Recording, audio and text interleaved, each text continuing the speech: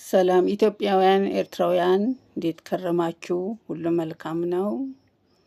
እኔ በጣም ደህና ነኝ፣ እግዚአብሔር ይመስገን።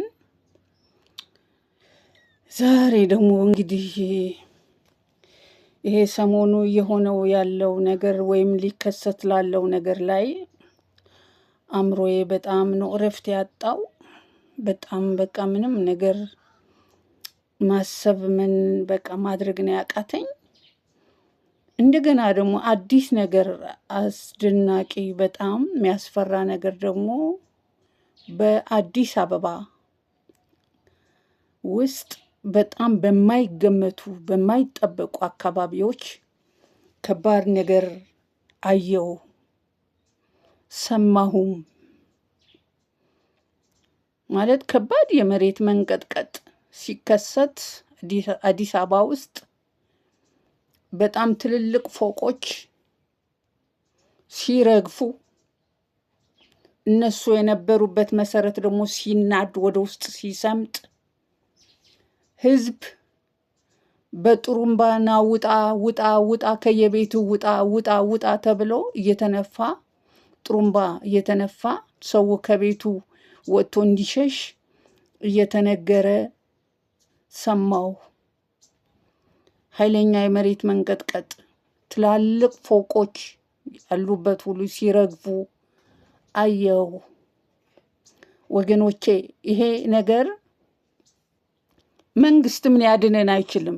ለመንግስትም ከአቅም በላይ ስለሆነ ምንም ያደርገው ነገር ስለሌለ ማለት ነው። የእስራኤል ቅዱስ ካልሆነ አሁን ኢትዮጵያ ውስጥ ሊከሰት ካለው ሐዘን፣ ሊፈጠር ካለው መከራ፣ እልቂት፣ በኢኮኖሚ በሉት በነፍስ በሉት በመልክዓ ምድር መበላሸት ገጽታ በሉት የመንገድ ዲዛይኖች ሁሉ ሲበላሹ አይቻለሁኝ። ከባድ መንሸራተት፣ ከባድ ማለት ነው መስመጥ ይሆናል። ስለዚህ የእስራኤል ቅዱስ ካልሆነ ማንም ከዚህ ጉድ ሊያወጣን አይችልም። ሰው ችላ እንዲለው አልፈልግም። ጌታም እንዲባል ስላልፈለገ ከባድ ነገር ከፊታችን አለ ወገኖቼ። ይሄ መሬት መንቀጥቀጥ እንደ ሀገር እንደ ህዝብ እንድናስብበት ያስፈልጋልና አንድ ነገር አሰብኩኝ። እንዴት ነው አሁን ካለንበት ሁኔታ ልንወጣ የምንችለው ብዬ ሳስብ ትናንትና የሰጠኝ ቃል አለ። ጌታ አንድ ነገር ነግሮኛል። ግን ማህበራዊ ሚዲያ ያላቸው ሰዎች፣ ዩቲዩበሮች፣ ተጽዕኖ ፈጣሪ የሆኑ ኢንቫይት እንዲያደርጉኝ ሼር አድርጉ ብያችኋለሁ። ብዙም ሼር አላረጋችሁትም፣ እስካሁንም አላገኙኝም እና በቀጥታ ግን ይህንን መልእክት ለኢቢኤስ ሰይፉ ጋር ታደርሱልኛላችሁ። እንደ ሀገር ህዝብ ማወቅ አለበት። ህዝቡ በጣም መንቃት አለበት። እንደ ሀገር አንድ ቃል ይዘን እግዚአብሔር የሰጠኝ አንድ ድምፅ አለች። እሷን ይዘን እንደ ህዝብ ሙስሊም ሳንል ክርስቲያን ሳንል እንደ ሀገር ማለት ነው እንደ ሀገር አንድ ቃል መናገር አለብን። ሰይፉ ግን ያገኘኝ። መንፈሳዊ ሚዲያዎችም ካላችሁ አግኙኝ።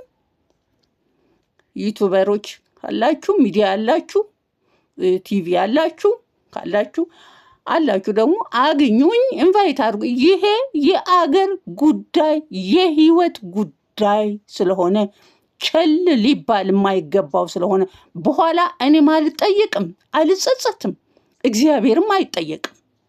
በሚሆነው ክራይስ ማለት ነው ኢትዮጵያ ውስጥ በሚሆነው በደቡብ በሉት ደቡብ ምስራቅ በሉት በምስራቅ በሉት በአዲስ አበባ በሉት በሚሆነው ማለት ነው እግዚአብሔር አይጠየቅም። ምክንያቱም ዋርኒንግ እየሰጠን ስለሆነ ማለት ነው። ስለዚህ እኔ ለኢቢኤስ እንዲደርስ አድርጉልኝ። መንፈሳዊ ሚዲያዎችም አግኙኝ። የምለው አለኝ። እግዚአብሔር የተናገረኝ አንድ ቃል አለ። እሱን ላስተላልፍበት። ምድር ትረፍ፣ ህዝብ ይረፍ፣ ከጥፋት እንውጣ። እግዚአብሔር ይባርካችሁ። እኔ ነብይ ቲቲ ነኝ ወይም ታንጉት ነኝ። ብሩህ ዘመን የረፍት ጊዜ ያምጣልን፣ ምህረት ይግነንልን በኢየሱስ ስም አሜን። ሼር አድርጉ፣ ለኢቢኤስ አድርሱልኝ፣ ሚዲያ ላላቸው ሁሉ አድርሱልኝ። ተባረኩ።